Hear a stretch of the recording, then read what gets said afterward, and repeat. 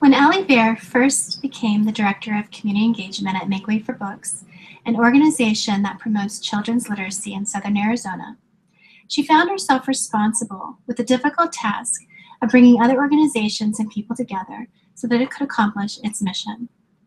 This was no easy job, and it was made clear to her that she had to do it alone. It took Ellie years of hard work and perseverance to seek out and maintain these important relationships. But how did Ellie do it? What kind of leader was she? These are just two of the many questions I wanted to ask Ellie in my interview, in the hope that I could learn what it takes to be a successful leader. Hi, my name is Melodye Farmer. As a communications student at ASU, I am very interested in learning how leaders like Ellie are able to use their influence to help organizations flourish. The textbook says, leadership is about who you are, page 10. If who you are determines what kind of leader you'll be, then I need to begin with getting to know Ellie better on a personal level. Then I needed to know her thoughts about what makes a good leader and what makes a bad leader. What successes and failures has she experienced that has shaped her beliefs? And did she have any mentors? Let's find out. On the day of the interview, Ellie welcomed me with a warm smile and then guided me into the Make Way for Books conference room, where she graciously gave me her undivided attention. I began by asking her what she does with the organization and how long she has worked there. She told me that she has worked at Make Way for Books for 4 years now, and her primary job is to collaborate with other organizations to bring in support for Make Way for Books. I then inquired what she did to prepare for her current position, and she humbly informed me that nonprofit work wasn't originally where her career began. Originally, her career sites were focused on geography, which also happens to be her degree. This surprised me, but also made me curious about the direction her career took.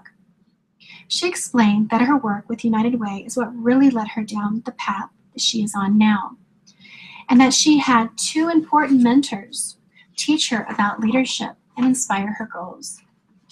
One was a past executive from Parent Connection who taught her not to be reactive and to think mindfully before speaking.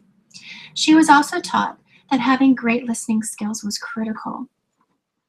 Her second mentor taught her how to be a strong female leader, no matter how hard things get. Talking with Ellie, I could tell she was proud of her hard work over the years, and I wanted her to share with me what she was most proud of. She said that her most memorable moment was when she worked as the Director of Family Support for United Way. She told me that once she had to join a collaborative effort that was struggling to work together. During that gathering, she was the one person who actively listened to each organization and was able to bring them together as a community. That impressed me because I couldn't even imagine how hard that must have been for her.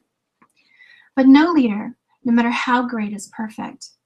There are always moments when a leader fails. And as hard as it was for me to ask her and spoil the good mood, I wanted to know her struggles too. When has she failed as a leader? And what happened? Despite my reticence, she welcomed the question. She told me that once she had difficulty speaking her mind, and this resulted in her having an important goal ruined when she was trying to establish a partnership. She then reminded me that a leader fails when they don't listen carefully and hear all perspectives, when they react instead of calmly communicate, and especially when they do not trust. The textbook states that good leadership is also about how you act, page 10. Ellie struck me in that moment as someone who cares very much about the impression she creates, and that she is very careful not to offend. We talked some more about these experiences before finally moving on to a more cheerful subject. What makes a leader successful? She told me that a successful leader creates a positive and empowering environment because they're the ones who set the tone of the organization's culture. I mentioned to her how in my class I am learning that very thing.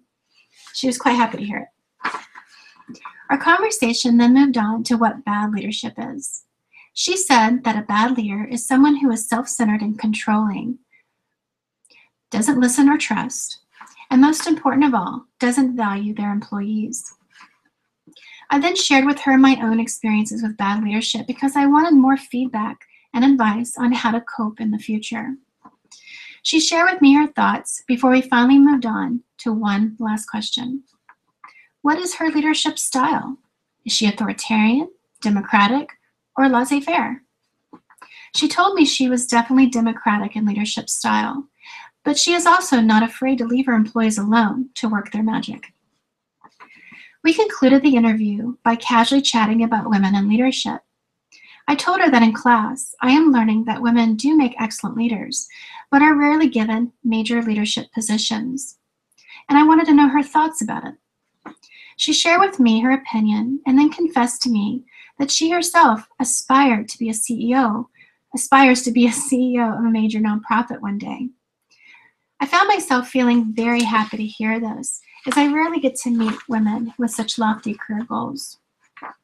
And since speaking to her, I can honestly say that she will make a great CEO one day, and that I will leave this interview with a great new mentor to inspire me too.